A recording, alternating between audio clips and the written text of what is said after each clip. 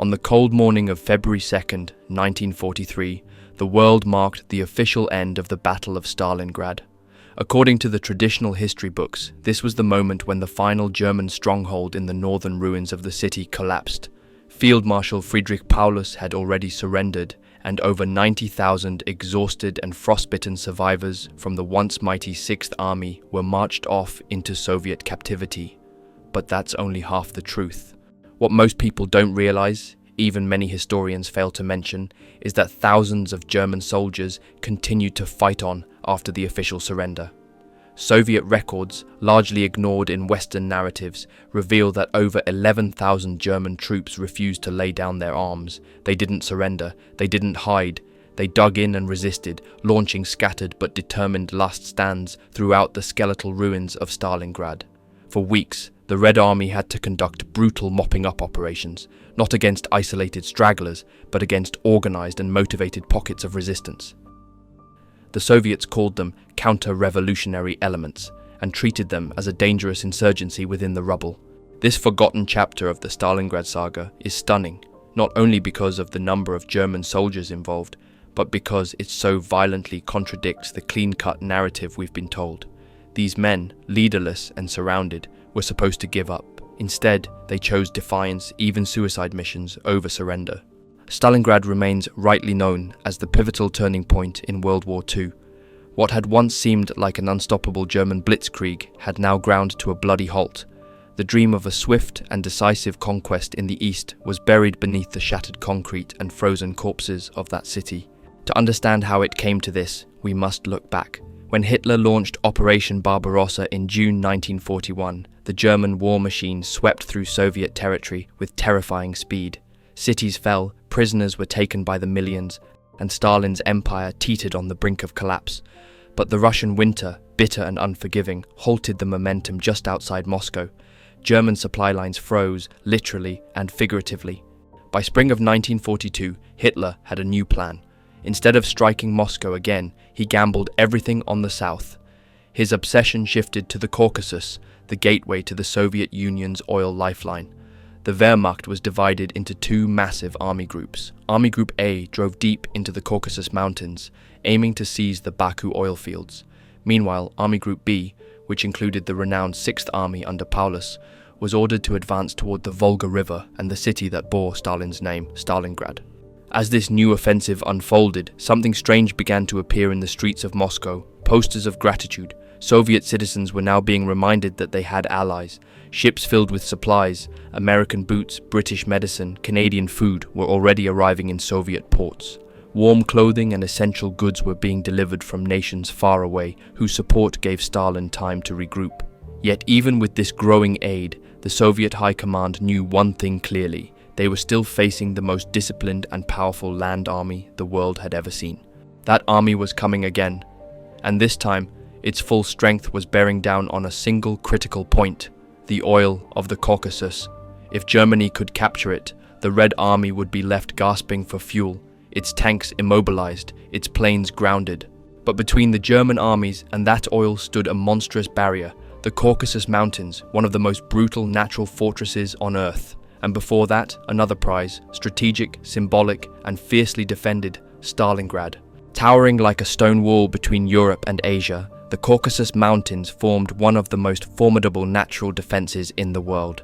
Some of its peaks pierced the sky at altitudes exceeding 18,000 feet, with sheer cliffs, winding gorges, and icebound trails making passage nearly impossible. Only a single practical road cut through this rugged terrain, and even that route was perilously narrow and vulnerable to ambush. Beyond those mountains lay the real prize: Baku, the heart of the Soviet Union's oil empire. Baku wasn't just a city, it was the fuel depot for Stalin's war machine. The tanks, trucks and planes of the Red Army all ran on what flowed from its fields. For the Germans, capturing it was nothing short of essential, but getting there was another matter entirely. The only realistic military corridor ran along the western shoreline of the Caspian Sea, a thin coastal strip that left supply convoys dangerously stretched and exposed. Stalingrad sat directly on the Volga River, a massive artery that funneled critical resources across Russia. If the Germans could choke off this lifeline, they could effectively split the Soviet Union in two. A successful capture of Stalingrad and Astrakhan would sever southern Soviet armies from their northern comrades and strangle the flow of vital oil, food, and Lend-Lease supplies being shipped from the west through Iran. Moscow itself would be exposed to a southern flanking attack. It was a domino plan. Take Stalingrad, then everything else collapses. But here's where Hitler's strategy began to unravel. Rather than securing the city intact, the Luftwaffe bombed it into hellfire. Beginning in late August 1942, wave after wave of German bombers turned Stalingrad into a skeletal ruin. What was meant to be a show of force backfired spectacularly. The shattered buildings, collapsed factories, and endless rubble created a nightmare for German tanks and infantry to maneuver through, but an absolute paradise for Soviet defenders. Snipers, sappers, and riflemen made their homes in the wreckage. Every wall was a fortress, every basement a bunker. On August 23, 1942, German spearheads reached the outskirts of the city. At first, they met only thin Soviet resistance, scattered, uncoordinated, but shockingly tenacious. However, the Red Army understood the city's importance and began flooding it with reinforcements. Entire divisions were rushed across the Volga under constant shell fire and air attacks. Even civilians were thrown into the defense: factory workers, students, and elderly men. By early September, the Germans had partially encircled Stalingrad, but they could never close the grip entirely. The Soviets maintained a narrow but crucial corridor across the river, supplying their beleaguered troops by barge and ferry under the cover of darkness, dodging bombs and artillery as they came. What followed was not warfare in the traditional sense. It was something closer to urban slaughter. The front line disappeared as soldiers fought at arm's length, room to room, trench to trench. German firepower and coordination, usually decisive, were dulled by the city's wreckage. Mortars, tanks, and aircraft were often too dangerous to use with friend and foe so tightly entangled. Take, for instance, the city's railway station. In just 6 hours, control of that battered building switched hands 14 times. That was the level of brutality. Soldiers didn't just die, they vanished into dust. Many units were ground down to company size, then platoon, then nothing at all. Medics couldn't reach the wounded, ammunition ran low. Entire battalions disappeared into the brick and smoke. Still, the Soviet defenders held. Stalin's infamous Order number 227, not one step back, was more than a command. It was a vow written in blood. Anyone retreating without orders could be shot by their own. But for many, it wasn't fear that kept them fighting. It was survival. There was no escape and no forgiveness. This wasn't just a battle, it was a national crucible where the Soviet Union's survival and the Wehrmacht's fate would be decided.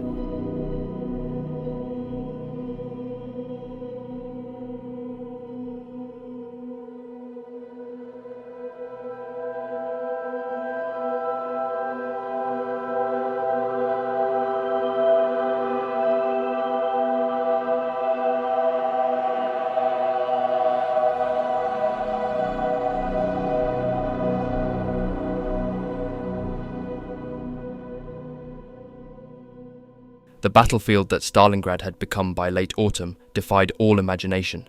The city had been reduced to a charred, lifeless skeleton. The most iconic structures, the Red October steelworks, the Barricadi factory, the tractor plant, were now gutted husks, their twisted machinery serving as barricades and cover for weary infantry. The ruins became a warren of ambushes filled with mines, booby traps, and most lethally, snipers. Sniping in Stalingrad wasn't a sideshow, it was a core feature of the urban war. Soviet marksmen, often operating in pairs with a spotter, turned the city into a killing field. Even the most seasoned German soldiers began to dread the click of glass underfoot or the gleam of a scope among the rafters.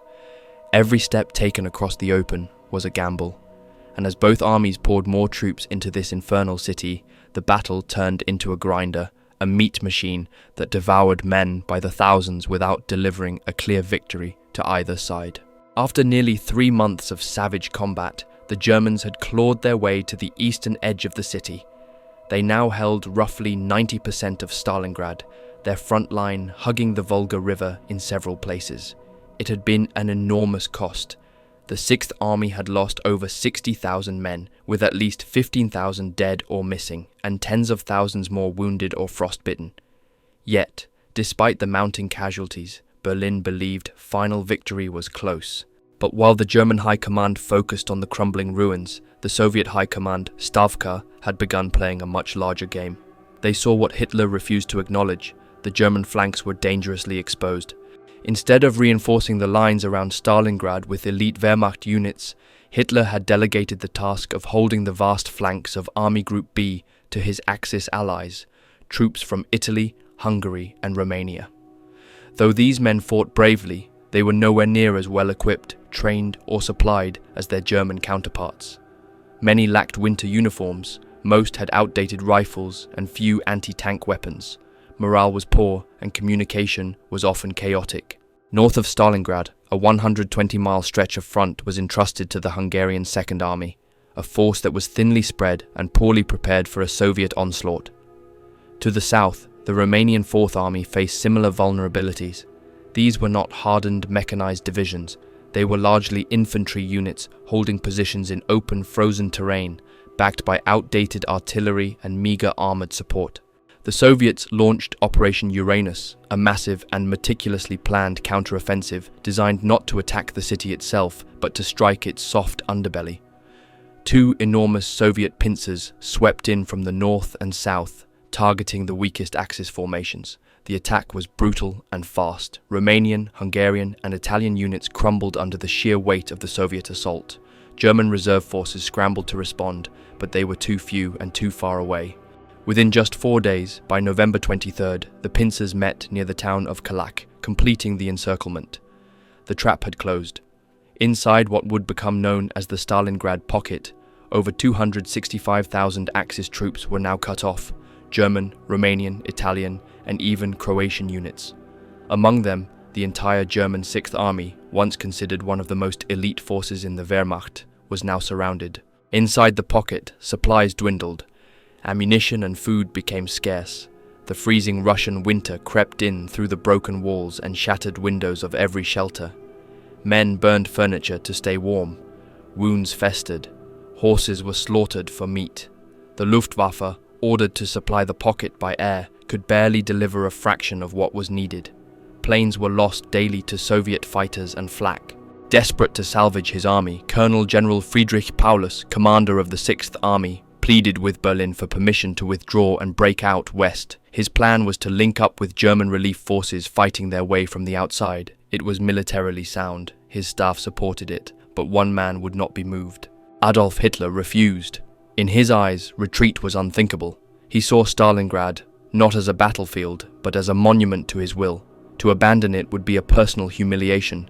Instead, he ordered Paulus to hold the city at all costs, promising that help was on the way. That promise would soon prove hollow. With the jaws of the Soviet trap now locked tight around Stalingrad, Hitler made a fateful decision. He would not allow the Sixth Army to break out. Instead, he gambled everything on a fantasy that the Luftwaffe could keep 250,000 men alive by airlift alone, until a relief force arrived to smash through the Soviet lines. But this plan was doomed from the start. The Luftwaffe, already stretched thin across multiple fronts, was in no position to maintain such a massive resupply operation. In theory, the Sixth Army required at least 600 tons of supplies a day: food, fuel, ammunition, medicine. In reality, the average flown in was often less than 100 tons, and that was on good days. Bad weather, Soviet flak, and the sheer chaos of coordinating drops into a besieged city made success impossible. Inside the pocket, conditions deteriorated rapidly. The Sixth Army, once an elite formation, was now fighting not just the Red Army, but starvation, frostbite, and despair. Ammunition was rationed to a few rounds per man. Food became so scarce that some units slaughtered their horses and boiled leather for broth. Medical supplies ran out almost completely. Wounded soldiers lay in unheated cellars, untreated and moaning, wrapped in rags, waiting to die. The German attempt to relieve the pocket, Operation Winter Storm, launched in December under Field Marshal Erich von Manstein, made some progress, but ultimately failed to reach the encircled troops. The distance was too far, Soviet resistance too fierce, and Hitler's refusal to allow Paulus to break out from within rendered the entire operation futile. Yet Hitler still refused to acknowledge the reality on the ground. He repeatedly forbade surrender, insisting that the army hold out as a symbol of German resolve. He framed the battle as a political and ideological test, not a military campaign. The Sixth Army would fight to the last bullet, not because it was the best course of action, but because anything less was seen as treason, and so Paulus and his men were left to die. Winter set in with full fury. Once the few airfields within the pocket fell into Soviet hands, even the trickle of supplies by aircraft ceased. The only relief came in the form of parachute drops, often inaccurate and too few to matter. Some fell into Soviet hands, others landed in no man's land. Most weren't enough to sustain even a fraction of the starving troops. Still, they fought. Why? What kept the men of the Sixth Army from surrendering en masse? The answer is brutal and rooted in fear. German soldiers knew exactly what Soviet captivity meant. After nearly 2 years of barbaric warfare in the East, marked by atrocities, mass shootings, starvation camps, and scorched earth policies, the Red Army had no sympathy left. German forces had treated Soviet prisoners with monstrous cruelty. An estimated 3 million Soviet POWs had already died, from hunger, neglect, and cold, many never even making it to proper camps. Now the roles were reversed, and the Germans knew that payback was coming. The idea of dying slowly in a Soviet gulag, working in frozen mines, starving in Siberian camps was terrifying enough to keep many fighting. Better, they reasoned, to die quickly with a rifle in hand than waste away behind barbed wire. On January 22nd, 1943, the Soviets offered Paulus another chance to surrender. His army was collapsing, supplies were gone, but Hitler's orders were absolute. Paulus radioed Berlin. Command had become impossible. His men had no food, no ammunition. Still, the Führer gave the same reply: hold your ground. 2 days later, on January 24th, Paulus sent another desperate message. 18,000 wounded, he reported, lay without even the most basic medical care. No bandages, no morphine, no doctors. These weren't soldiers anymore, they were dying men waiting for the end. On January 26th, Soviet assaults split the German defense in two, creating a northern and southern pocket. Paulus, isolated in a makeshift command bunker in the city center, lost contact with the northern sector. Telephone lines went dead. Communications fell silent. By now, there were an estimated 40,000 sick and wounded scattered throughout the ruins, most of them unable to move, let alone fight. But for Hitler, this was no longer a military problem. It was ideological. Stalingrad had become a sacred struggle, a warning to all Germans. There would be no retreat, no surrender, no softness, victory or death, nothing in between. And so, on January 30th, 1943, as Germany celebrated the 10th anniversary of Hitler's rise to power, the Führer promoted Friedrich Paulus to Field Marshal, the highest rank in the German army.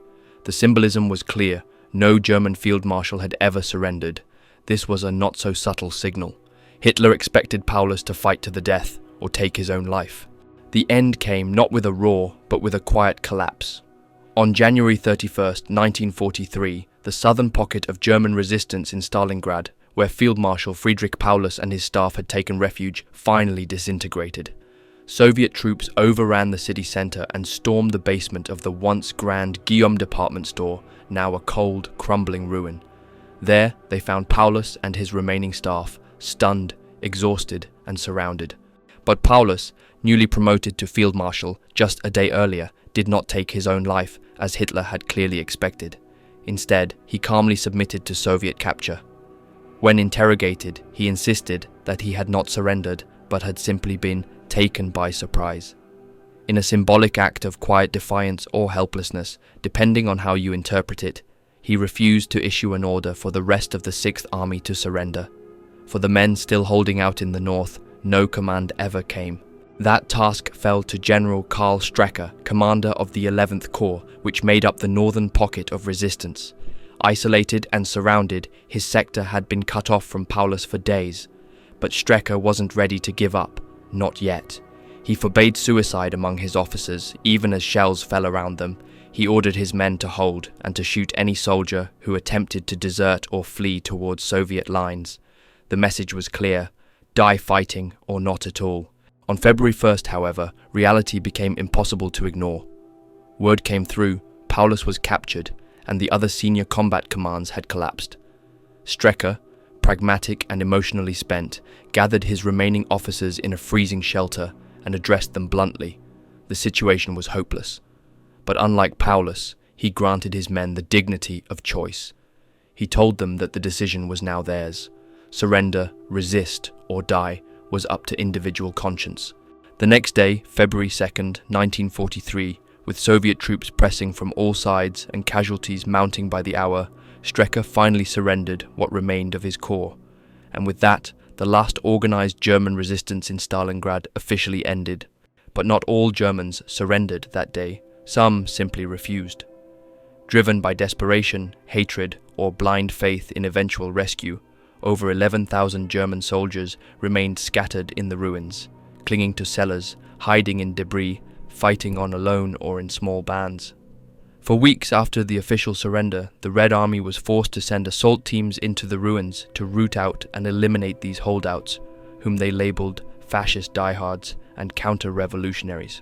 Meanwhile, Paulus and 22 other high-ranking generals were separated from the rest of the prisoners and held under relatively tolerable conditions as VIPs.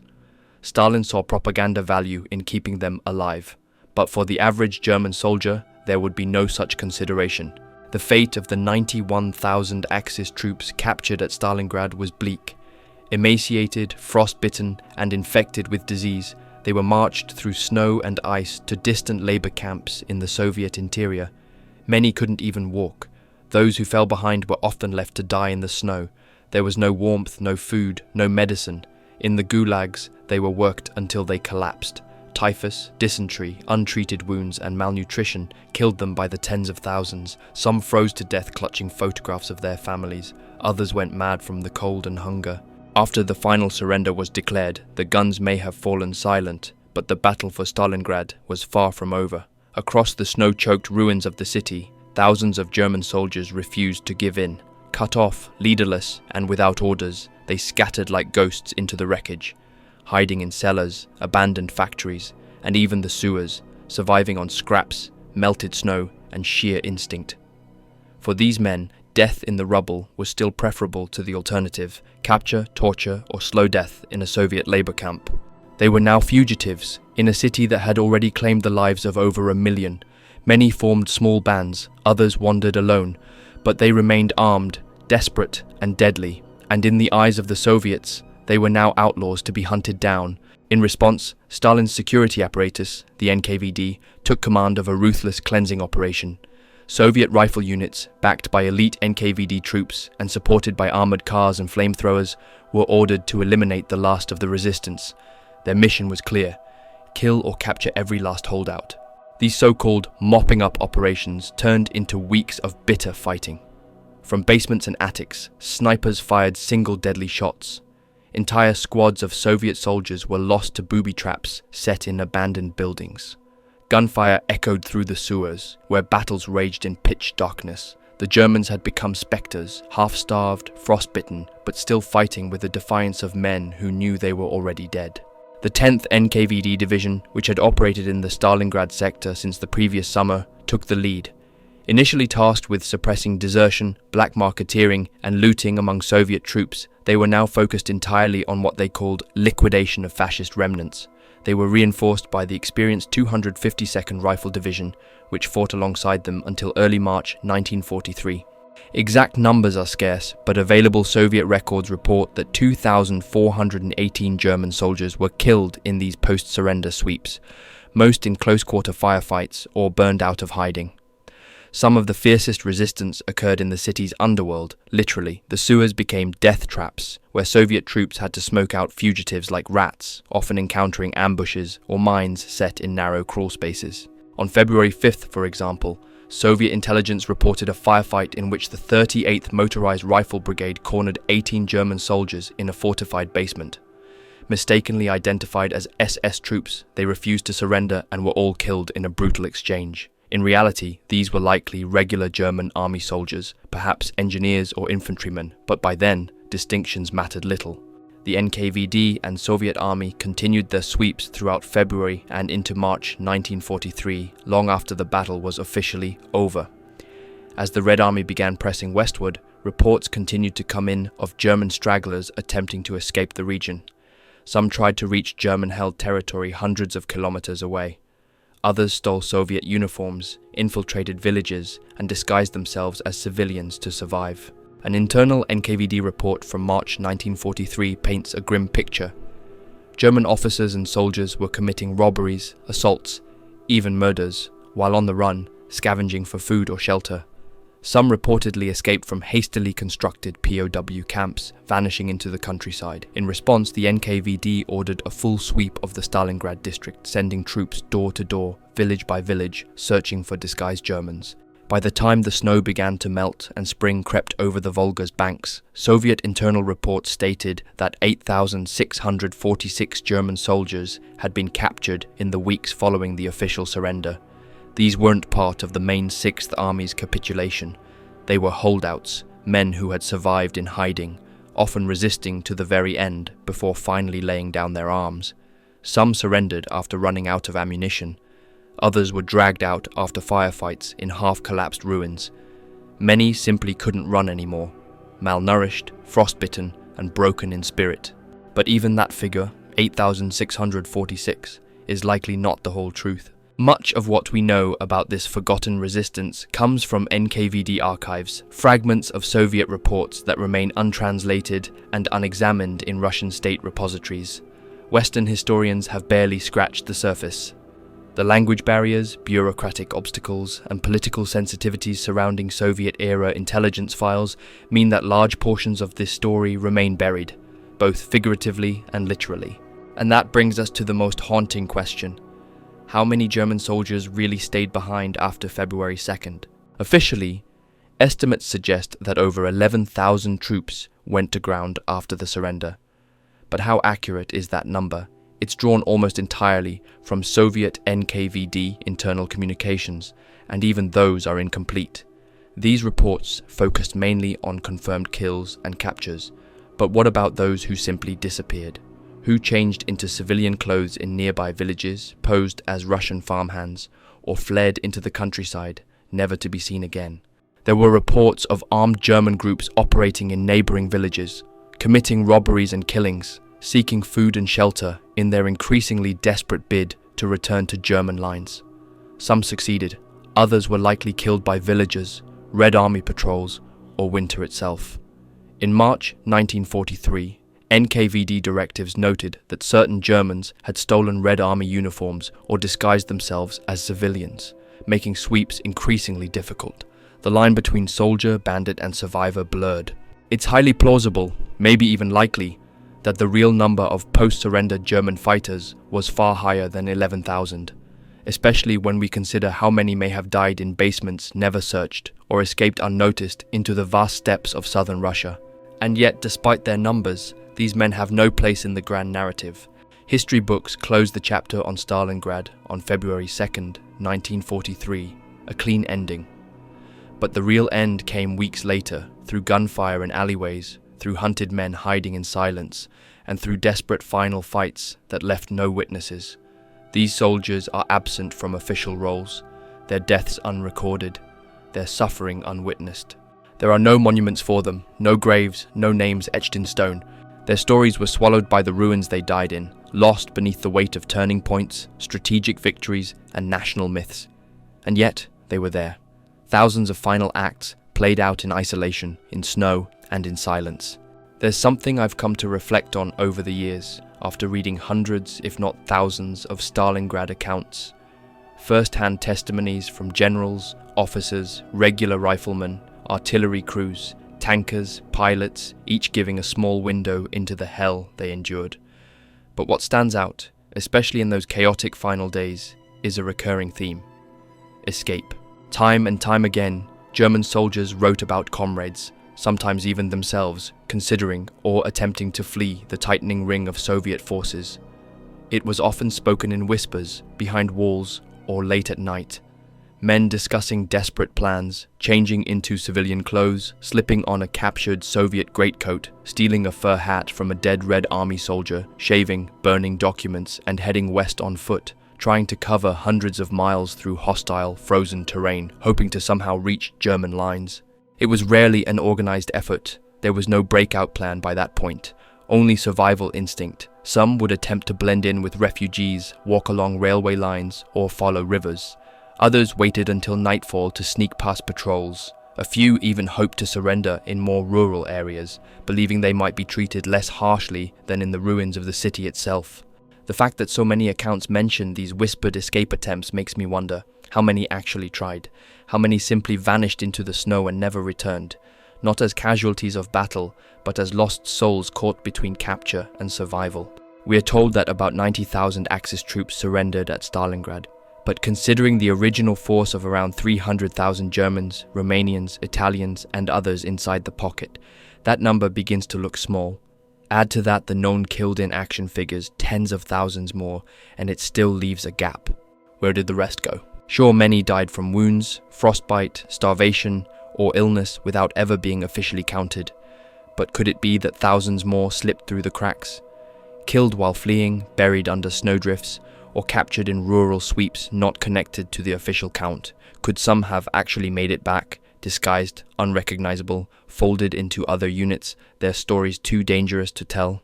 The truth is, we'll likely never know. The fog of Stalingrad hides more than just bodies. It hides truths, motives, and individual paths taken in the dark. The final numbers we rely on, 90,000 surrendered, 147,000 dead, offer structure to the chaos, but they may also give us a false sense of completeness. We like round numbers, clean endings, but war, especially on the Eastern Front, was rarely so orderly, and I can't help but wonder how many stories never made it home, not because they were forgotten, but because they were never known at all. In the 1993 German film Stalingrad, there's a powerful sequence where a small group of German soldiers, broken and disillusioned by the horror they've witnessed, seriously discuss trying to escape the city. Not as part of a mission, not even as soldiers anymore, but as men simply trying to survive.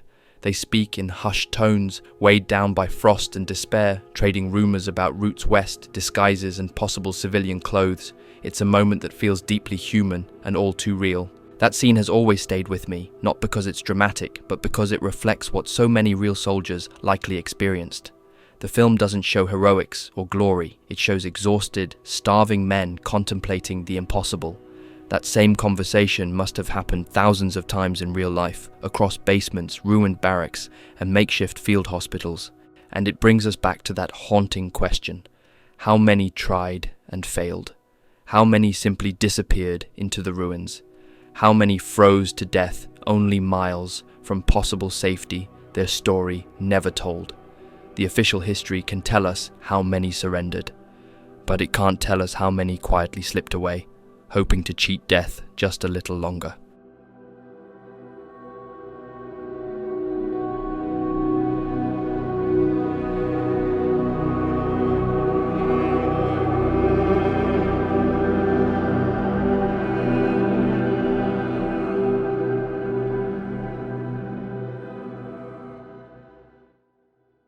From the very beginning of the Stalingrad operation, it was clear to me, and not only me but nearly all of the officers, that our high command was taking a big risk by driving in such an enormous wedge. The Russians were obviously going to try to cut through this wedge, surround our forces at its tip, and move in behind us. But we thought our commanders knew what they were doing. We thought they had enough reserves and would be able to hold our flanks. I still can't understand why they didn't bring more men to the flanks. We had reserves, plenty of them. The whole thing confuses me. When your army broke through our defenses at the end of November 1942, people started to panic. But we didn't know who exactly was spreading this panic. Soldiers weren't the only ones losing their heads. A lot of officers were too, especially the commanders of large units.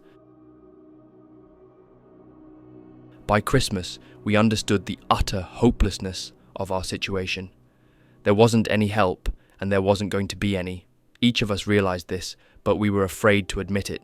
We knew that we were doomed, but despite this, most of us didn't even think of surrendering. We'd been tasked with holding back as many Russian troops as possible, troops that would otherwise be sent toward the Caucasus and Rostov. That's what we told the men. They knew what was going to happen to them, and, as you know, it was a small number of worthless men who laid down their arms and surrendered without being ordered to. The main core of soldiers had been thoroughly instilled with a sense of duty, and they were prepared to give up their lives. Those were the men who held everything together. We weren't bothered by the small groups. They didn't present any danger to us. You say that every soldier is still a man, and as such, he puts great value on his life and holds on to the idea of returning to his homeland, to his family, his wife, his children. That's true. But still, the homeland takes precedence. Each of us is able to sacrifice himself for his homeland. This has been drilled into all of our soldiers. When they were in the encirclement, all of them knew they still had to do their duty, and they did. During the 2 months that we were surrounded, there wasn't a single order related to discipline or increasing our monitoring of the regular soldiers. The only thing I know of was on January 27th or 28th, 1943, I don't remember the exact date, when General Strecker issued an order stating, 1. Immediately open fire on anyone who moves away from his unit and toward the enemy. 2. Anyone who takes supplies for himself from airdrops will be tried by court-martial. 3. Anyone who is insubordinate or refuses to follow orders will be tried by court-martial. So why did we surrender? First of all, the main force that was with Field Marshal Paulus surrendered on January 30th, 1943, so continued resistance was senseless. Our group wasn't able to draw in enough Russian forces to justify the sacrifice. We did our job for as long as we could, and if we could have held your armies back for another 2 or 3 weeks, then we wouldn't have put down our weapons, we'd have kept fighting. Second, we had so many wounded that they impaired our ability to fight. They were packed into every other building. All of them would have been killed by artillery fire if we'd resisted any longer. So why did we surrender? First of all, the main force that was with Field Marshal Paulus surrendered on January 30th, 1943. So continued resistance was senseless. Our group wasn't able to draw in enough Russian forces to justify the sacrifice. We did our job for as long as we could, and if we could have held your armies back for another 2 or 3 weeks, then we wouldn't have put down our weapons, we'd have kept fighting. Second, we had so many wounded that they impaired our ability to fight. They were packed into every other building. All of them would have been killed by artillery fire if we'd resisted any longer. In early January, the regiments in our division no longer existed as such. Individual groups were created that went by the names of the officers in charge.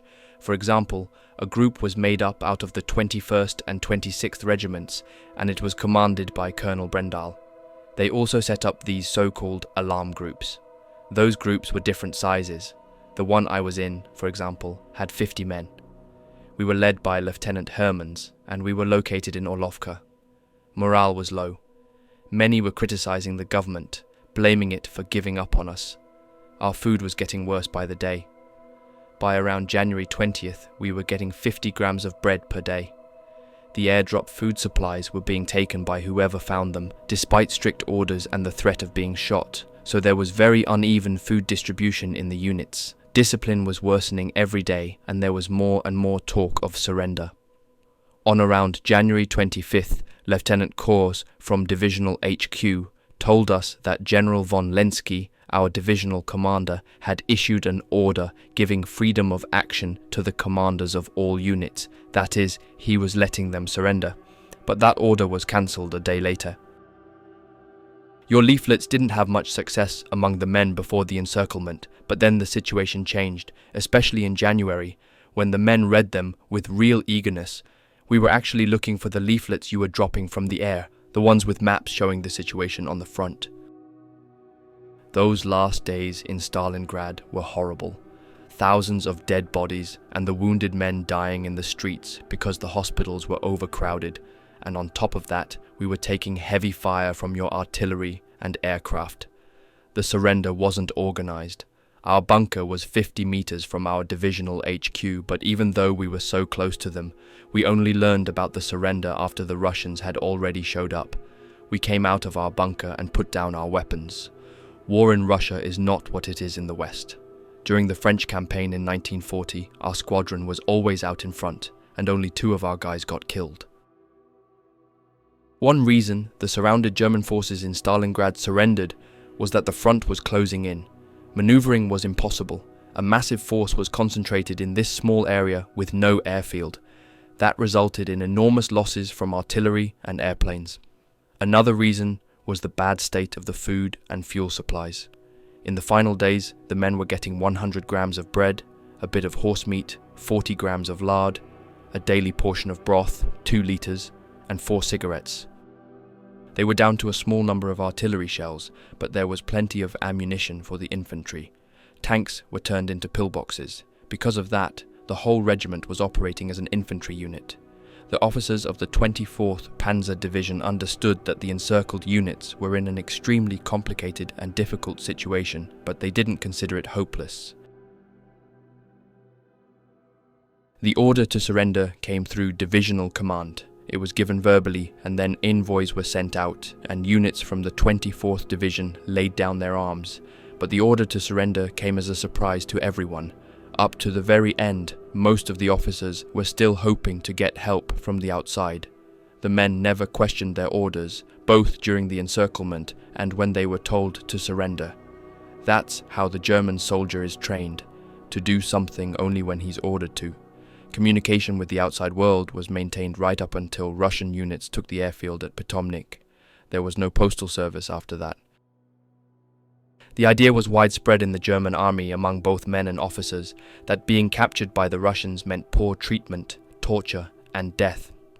The men and officers had all read the Russian leaflets where it said that prisoners were treated well.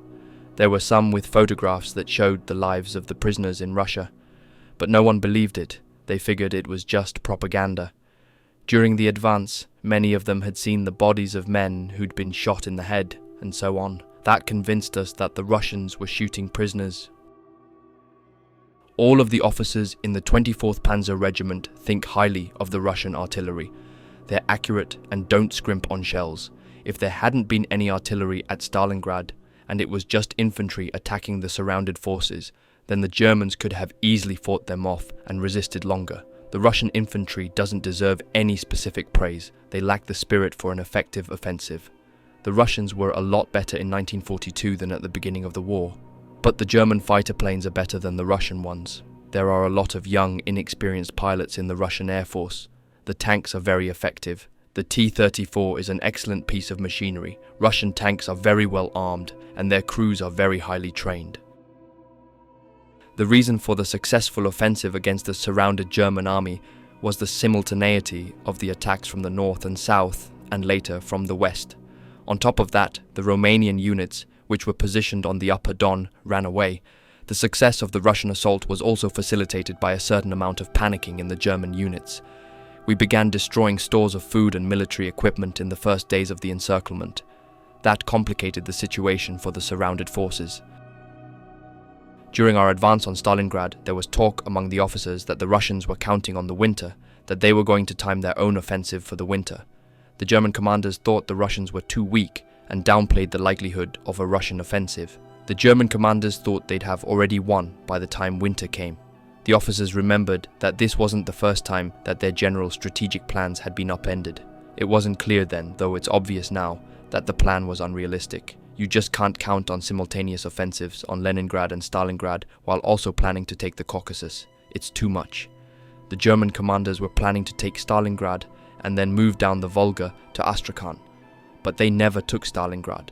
To get to Astrakhan, they had to try to cross the Kalmyk steppe, and that entailed increasing losses for the German army. "Germany has enough reserve forces and materials," said the prisoner. "We can fight on as much as we like." The Russian leaflets often made the men and officers laugh.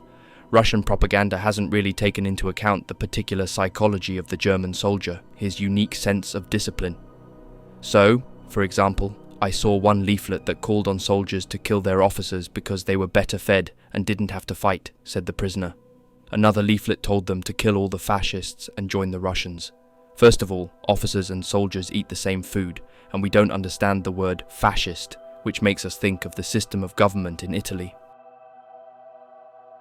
During the surrender, German officers were worried about their own futures. People said that if you were going to surrender, give yourself up to the Americans, the British, the French. It's perfectly safe being a prisoner with them.